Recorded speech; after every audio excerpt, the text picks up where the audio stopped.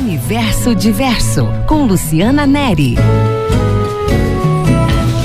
Olá, vamos agora para o nosso vídeo do Universo Diverso. Os bate-papos agora também serão transmitidos eventualmente e de forma especial aqui no YouTube, para que fique gravado não só o nosso áudio, mas também os nossos convidados super especiais.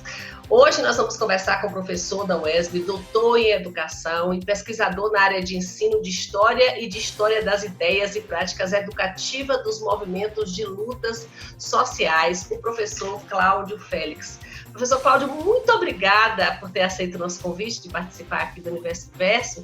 O Universo Diverso é um programa que já tem 4 anos na rádio 107,7. É um quadro que passa de 7 às 8 da manhã, que tem o objetivo de levar para a rádio aberta e para as redes sociais esses conhecimentos que a gente trabalha na universidade, disseminar esses conhecimentos e levar para o grande público.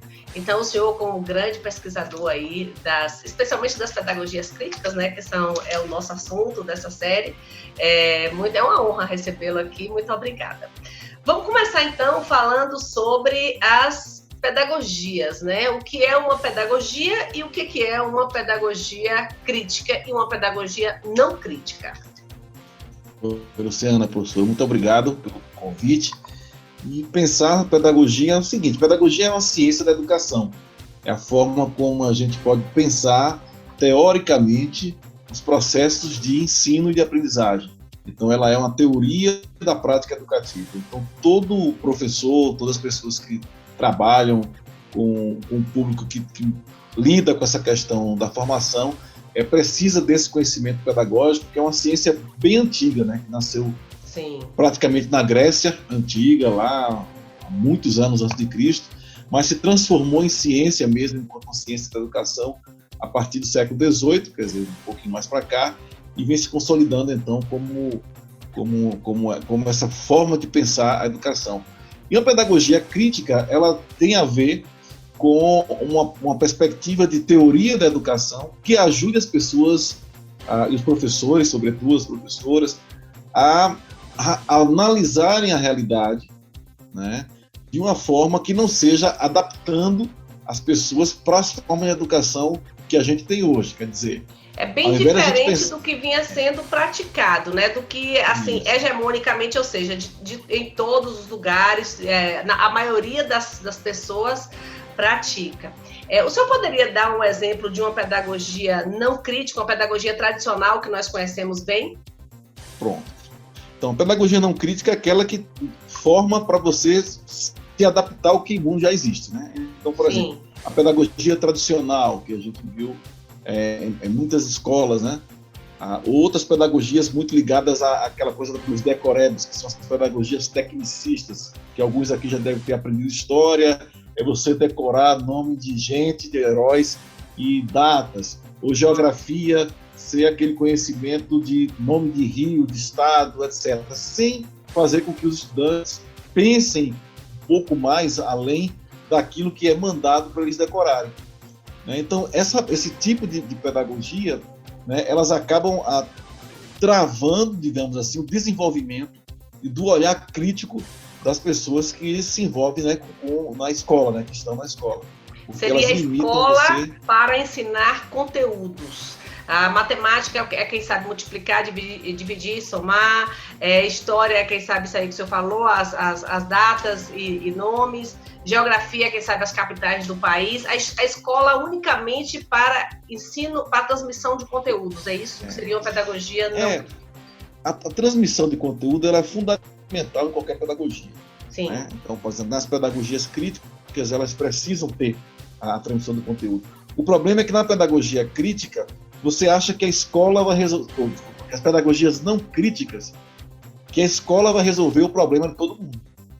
Sim. Que a escola, basta a gente ter o conteúdo que a gente vai conseguir desenvolver a sociedade, desenvolver os indivíduos, etc. Sem fazer uma análise, por exemplo, por que é que a escola não chega a todo mundo?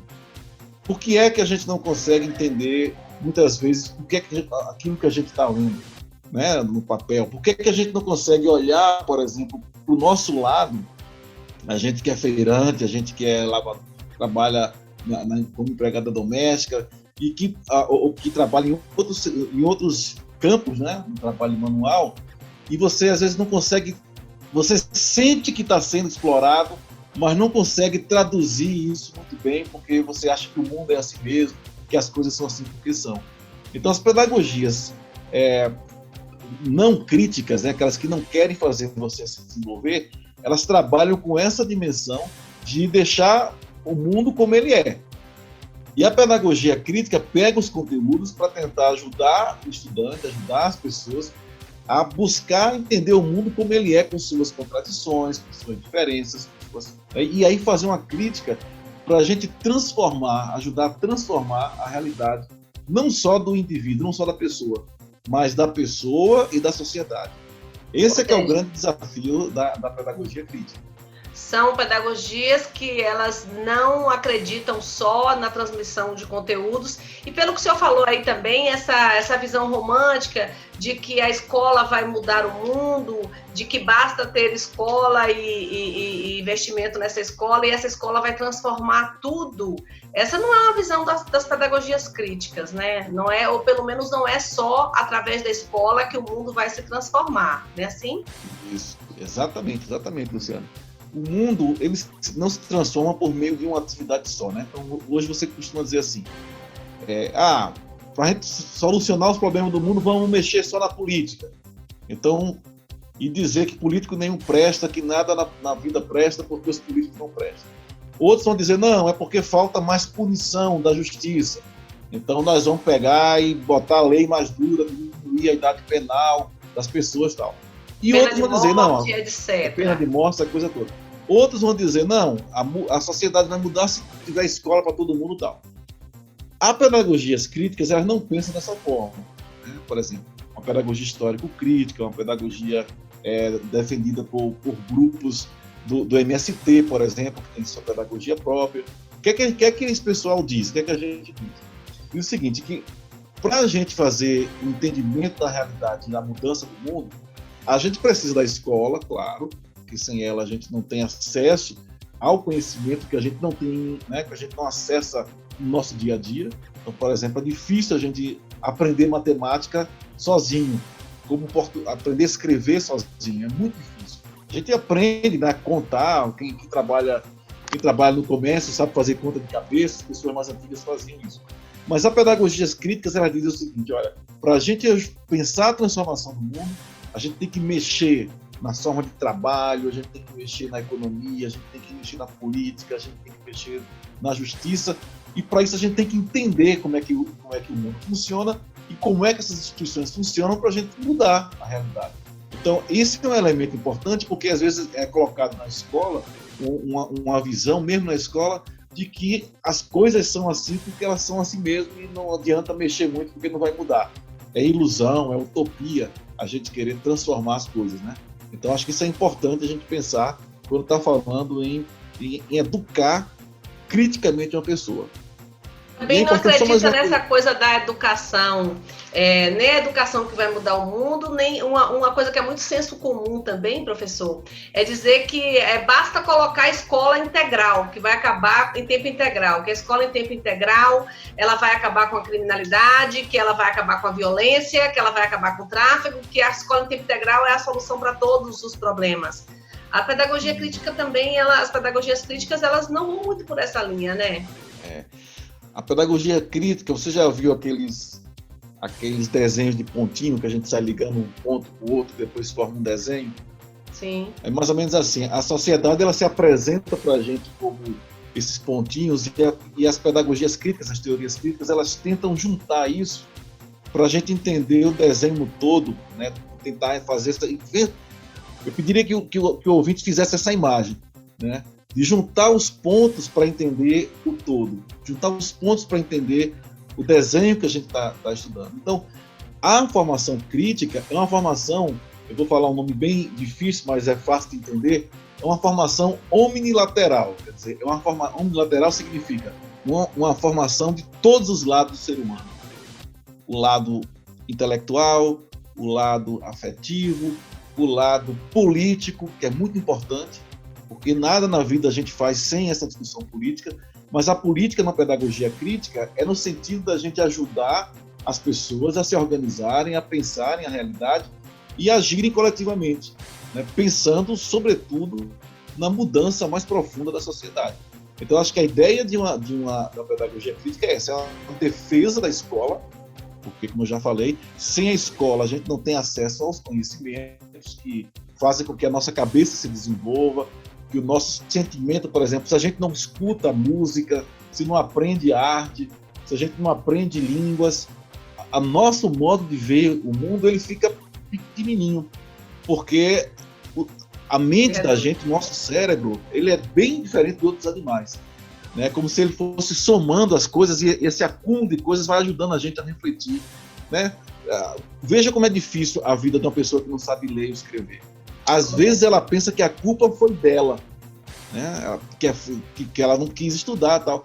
Mas quando a gente olha criticamente isso, e a educação ajuda a gente a entender isso, essa pessoa vai perceber, se ela for educada na pedagogia crítica ou criticamente, que a culpa não é somente dela por ela não ser alfabetizada.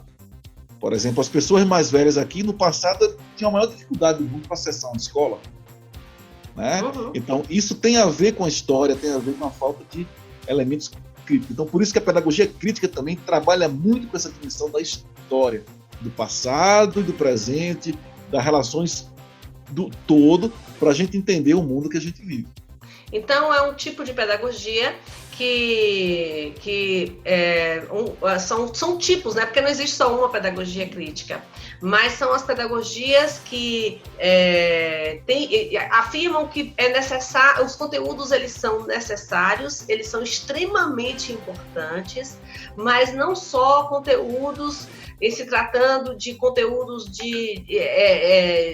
da grade curricular, né? de história, geografia, química, física, mas é preciso também se conhecer outras áreas da vida, se conhecer a história, se contextualizar esse mundo e transmitir para os educandos uma visão de sociedade, do lugar de onde eles estão, para que através de uma visão crítica adquirida ali também na escola, ele possa tentar mudar a sua realidade. É por aí? É por aí. E tem mais uma questão, né? As pedagogias críticas, elas nascem justamente da classe trabalhadora. Então, por exemplo, a pedagogia crítica nasceu junto com o pessoal do movimento anarquista, por exemplo, né? Que é um movimento de libertação, não tem nada a ver com bagunça, né? Sim. Mas é um tipo de organização que pregava o seguinte: as pessoas elas devem se auto-organizar. Mas aí as pedagogias não críticas, as pedagogias dos patrões, digamos assim, a pedagogia do sistema, ela diz, olha, não, esse tipo de pedagogia é uma pedagogia do baderneiro. A pedagogia crítica, por exemplo, que nasceu lá com outra pedagogia, né, que nasce ali com movimentos do campo, como, por exemplo, a pedagogia do MST, ela nasce justamente das lutas e das reivindicações dos trabalhadores do campo, aqueles que não tiveram acesso ao conhecimento e que querem ter acesso ao conhecimento, que querem se formar. A pedagogia do campo, professor, ela é a pedagogia do MST ou tem duas? São duas vertentes? Do campo existem várias vertentes, né? A pedagogia do MST é uma. Você tem a pedagogia da educação do campo de forma mais geral, você tem a pedagogia das escolas famílias agrícolas, que é outra especificidade, mas todas estão nesse campo da pedagogia crítica. Sim. O importante da pedagogia crítica é saber que ela nasceu dos trabalhadores. Né? São os trabalhadores que começaram a reivindicar um tipo de perspectiva educativa que ajudasse esses trabalhadores a enxergar a realidade para além daquilo que ela parece.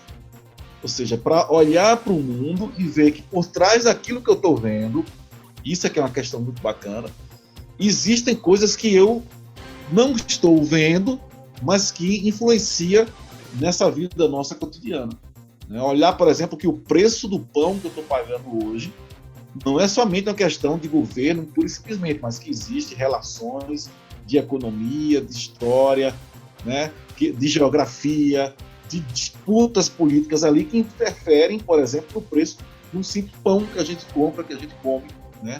Ou seja, a produção do trabalho, as nossas famílias, como elas são organizadas, a negação que a gente tem de conhecimento, de emprego, de salário, tudo isso tem a ver com o esforço para a gente entender a realidade. Então, quando a pedagogia ela é crítica, ela ajuda os estudantes, ela ajuda os trabalhadores a enxergarem a realidade para além daquilo que a gente está vendo e ajuda, sobretudo, a impulsionar a mudança prática na vida, porque não adianta somente saber, somente conhecer para mudar.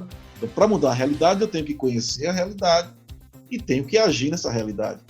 As pedagogias não críticas, elas preocupam-se mais em fazer você conhecer alguma coisa para poder sobreviver no mundo que você já vive. A pedagogia formação para o mundo do trabalho, formação para arranjar um emprego, não formação para a criticidade. Com certeza, o pessoal aí que prega a escola sem partido deve não gostar nada das pedagogias críticas, é exatamente o oposto. O que é a escola sem partido para as pessoas que trabalham, os professores que trabalham com as pedagogias críticas, professor?